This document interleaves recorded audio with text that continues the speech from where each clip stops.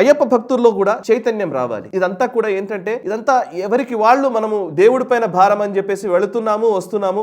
మనం దేవుడి మీదనే భారం, దాంట్లో డౌట్ ఏం లేదు. కానీ దేవుడి పేరు చెప్పుకొని అక్కడ ఆ కుర్చీలో కూర్చొని అక్కడ మాట్లాడుతున్నటువంటి విధానాలకు అయ్యప్ప భక్తుల్లో చైతన్యం రావాలి. అయ్యప్ప భక్తులు సమాజం యూనియన్స్ గా ఏర్పడతారా, లేకపోతే అందరం కలిసి వ్యవస్థను తయారు చేసుకుంటారా, లేకపోతే ఇక్కడ ఉన్న ప్రభుత్వాల మీద ఒత్తిడి తెస్తారా? ఈ 20 లక్షల మంది అయ్యప్ప మాల వేసుకొని వెళ్తున్నారంటే 20 లక్షల కుటుంబాల ఓట్లు మీకు రావన్న భయం రాజకీయ పార్టీలకు వస్తే అప్పుడు రాజకీయ పార్టీలు కదులుతాయి, అప్పటిదాకా కదలవు. సో ఇది సింపుల్ గా తీసుకునే విషయం కాదు. ఇది అయ్యప్పకి సంబంధించిన విషయం మాత్రమే కాదు. ఇది అయ్యప్ప భక్తులు మాత్రమే చేయాల్సిన పని మాత్రమే కాదు. ఇది హిందూ సమాజం మొత్తం ఆలోచించాల్సిన విషయం. అయ్యప్ప ఇప్పుడు మనం మక్కాకి వెళుతున్నారు అని అంటే స్పెషల్ ప్రివిలేజెస్ తోటి స్పెషల్ ఫ్లైట్లు పెట్టి స్పెషల్ టెర్మినల్స్ ఏర్పాటు చేసి వాళ్ళకు ప్రభుత్వమే డబ్బులు పెట్టుకుని ఇంటి దగ్గర నుంచి మళ్ళీ ఇంటి వరకు మొత్తం ఖర్చులన్నీ పెట్టుకుని మక్కాకి పంపిస్తున్నారు. మాకు డబ్బులు పెట్టమని మేమేం అడగట్లేదు, అట్లీస్ట్ సౌకర్యాలు కల్పించమని అడుగుతున్నాం. ఇదే సంక్రాంతికి పల్లెటూళ్ళకి, మనం ఆంధ్రాకి సంక్రాంతికి వెళుతూ ఉంటారు. ఊళ్ళకి వెళ్ళే వాళ్ళకి సంక్రాంతికి వెళ్ళాలన్నా, దసరాకి వెళ్ళాలన్నా, పండుగలకు వెళ్లే వాళ్ళకేమో బస్ ఛార్జీలు విపరీతంగా పెరుగుతాయి. డబుల్ రేట్లు, 3 రెట్లు బస్ ఛార్జీలు వేస్తూ ఉంటారు.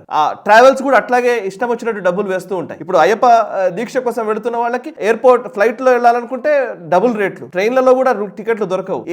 అన్ని ప్రాబ్లమ్సే. టికెట్లు ఎట్లాగూ రేట్లు పెంచుతున్నారు. అట్లీస్ట్ సౌకర్యాలన్న ఇవ్వండి. యాక్చువల్లీ ఇవి జరగాల్సిన అవసరం. ఇది హిందూ అజెండాగా మారితే గానీ వీళ్ళు కూడా నిజంగా ఓట్లు మనకు వెయ్యరేమో అన్న భయం కలగకుండా రాజకీయ నాయకులు స్పందించారు. సో సగటు అయ్యప్ప భక్తుడిగా, ఒక పాత్రికేయుడిగా మీ ముందు నా ఆవేదనను పెట్టాను.